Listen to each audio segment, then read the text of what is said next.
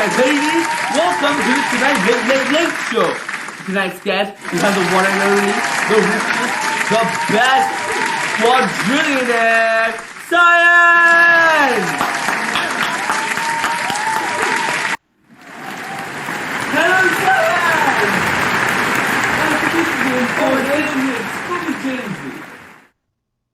Okay, Jamesy. So after researching a bit about you, I realized that you have changed schools many times. Yes, 5 times. Oh my goodness. Well, that explains why a brown person like you has a British accent. Okay, so what made you change schools so many times? Well, the first time I moved, it was because my dad had a job in England, and after being at school there, I moved a couple of times, causing me to move schools again. And then because of Brexit, my family decided to come back to Canada, going to another school. Wow, you've been to more schools than I can count with my own fingers. Huh. So, some people are stating that, or many people are stating that changing schools many times has a negative impact on a child. What are your views on this? Well, I certainly agree with this argument. It has been proven by many researchers that changing schools does negatively affect a child both academically and emotionally. This book that I have here, The Absolutely True Diary of a Part-Time Indian, has many topics, but one of which is changing schools. The main character, Junior, decided to move schools for a better education. However, when he moved, he was bullied at his new school, which was fully white, which was basically fully occupied by white students and white teachers, and he was also bullied for how he looked. He was hit, insulted, and treated much more differently just for being who he was. So, what kind of experience did you find that you were able to relate to? Well, one was bullying. He was bullied when he moved schools as he was different from the pack. It has been proven that 64% of kids have been bullied at school. When I first went to England and joined an elementary school there called Kettering Park Junior School, all my classmates were white. No one in my class was Asian, brown, black. There was no diversity. However, I had no choice to go to another school as my parents couldn't find a new home to move into. So I stuck there for 4 years. The first time I moved, people looked at me strangely as if I was some sort of thing that scientists were still studying. It was unbelievable. The bigger boys ganged up on me and literally beat me up. It was just utter disgusting behavior. As each year went by, I managed to stand up for myself. However, I had no friends. It was the darkest years of my life. This is absolutely shambles. Well, let's take a look at how horrible it could have been. Jamesy, how are you going to do that? This happened a long time ago. Well, it's time for an exact replica! Oh, it's that little kid. What do you think you're doing here, huh? A little kid? Please don't hurt me. Please don't hurt me. I didn't mean to do it. No, please. Man, you shouldn't have came here. You're. That's right. That's what you are. Oh, what do you mean you didn't do anything? You came here. That's the thing. You changed school. You shouldn't have changed school. It's the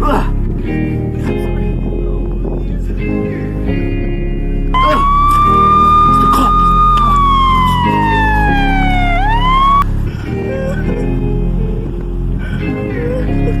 Oh wow, you got that spot on! Hey, look, it's bringing super scientists now! Okay. Enough of the jokes. So, in what other way is your story similar to the main character in the book? Well, in this book, the main character, Junior, moves schools, and he was forced to not show how talented, smart, and better he was than his classmates, as this would signify that white kids are dumb. Teachers would always like him to be the quiet one and not do anything. An example would be when he corrects his teacher in geology class. Mr. George is furious and doesn't believe he is wrong until a white kid named Gordy says the same thing as Junior. This shows that Junior did have some academic challenges in school. This is another experience that I can relate to. After my dark elementary school years, I moved to a secondary school known for its incredible academic performance, Brooke Weston. I needed to take a test and compete with 200 other brilliant kids to get into the top 80 and to get into the school. After the hard work, I managed to get in, and when the school year came rolling by, I was not bullied. There were a variety of students, much more diversity, and none of my classmates from my elementary school got in. Life was perfect. And when I thought nothing will ruin it, well, something did. Brexit. How we all hate Brexit. Because of Brexit, my family had to come to Canada, where I moved to another school, Longfields Davidson Heights Secondary School. But something was not quite right. The first couple of assessments that I had for my subjects, especially in English, I had really, really low marks. B minuses, B's, and even one time a C plus. Every time I went home, I would always feel disappointed and upset, and I at that time didn't know why. I come home after school and show my marks to my parents, and they were always upset. Not mad, but sad, as I did really well in England, so how am I doing so bad here? However, I kept on trying and studying daily to prove and show that I can still get the high marks that I know that I deserve. And eventually, I got my first 100%. Wow! This shows that when you keep on trying and putting the effort, you will always get the best. So, what do you think caused you to perform poorly? Well, it's simply because I changed schools many, many times. Too many times. A study by the American Medical Association involving tens of thousands of students found out and shows that children who move frequently are 35% more likely to fail a grade. It also put a child academically behind by up to 6 months. How? And why is that?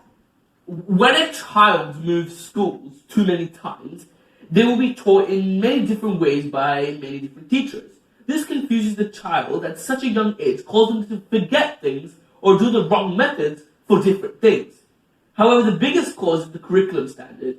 A school in England does not teach the same thing that a school in Canada does. Therefore, when a child moves to a new school, they will be taught new, other things, with other knowledge, with other kids that they were already taught, and sometimes they won't even understand the new information, as they might have not had the prior knowledge. This is why children who move a lot have a hard time learning. Not because they are dumb, but because they are processing way too much information at a young age. According to Teresa Harak, she says herself that switching schools so often had a huge impact on her life. She said that she was either drowning or extremely bored. Yes, I also have this graph here. This illustrates how student mobility decreases, it impacts negatively in academic performance. So, Sai, do you believe this is why you performed terribly in school for the first few months? Oh, of course! I'm a bright student and always wanting to learn, and these kinds of results are not who I am. Well, let's look at how it might have been, as it's time for an exact replica. I don't know what my parents are going to do. I got a really bad mark. I got a B plus. Oh well, here it goes.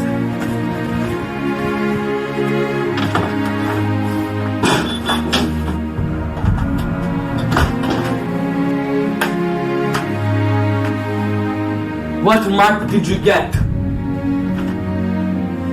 Oh, me? No, I got a Plus for my science test. A B plus? No.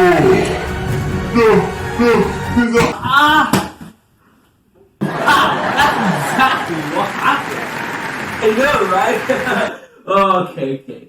So, Simon, do you think there are other people like you who have gone through changing schools many times? Sure. Especially in the military.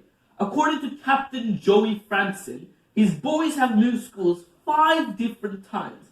And Pam Hosmer, who is the public military schools coordinator, says that children are suspended and expelled more frequently nowadays. They need psychological counseling more frequently. So what other obstacle or challenge did you have to face apart from academics and bullying? Well, it was social difficulties as well.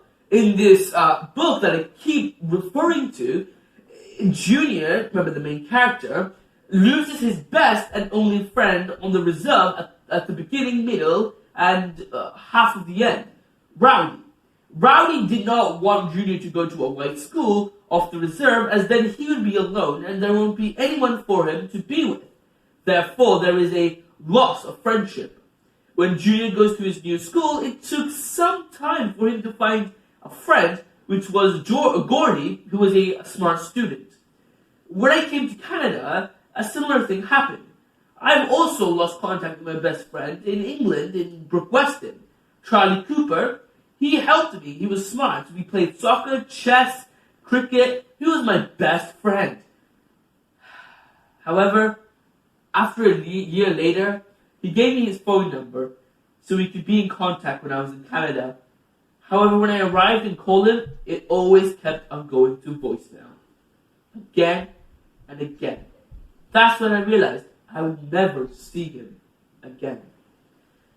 Then, at my new school in Canada, LDH, or Longfield Davidson Heights, it took me half of grade 7, 5 total months, to find a new friend. This is how changing schools impacted my peer relationships around me. Wow, it doesn't even matter now, as you're being followed by millions and millions of people, and I'm watching this show right now. Well, I guess now it's time for an exact replica. So Sally, you're leaving today, right? Yeah, I'm gonna leave today, yeah. I'm gonna miss you, buddy. God, you're leaving. Sorry, did you say something? Oh, nothing, I didn't say anything. You have the number, right? Yeah, my real number, right? Yeah, I have your phone number, yeah. Oh, okay, yeah, see you. Alright then, I'm gonna miss you. See you. Yeah, see you never.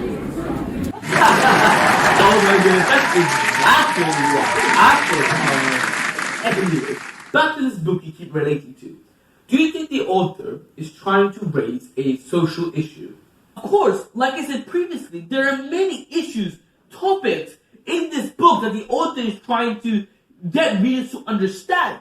Changing school is just one of the many. There are smart, bright kids like Junior, the main character in this book, and out there who are going through a hard time in their life as they have changed schools many times.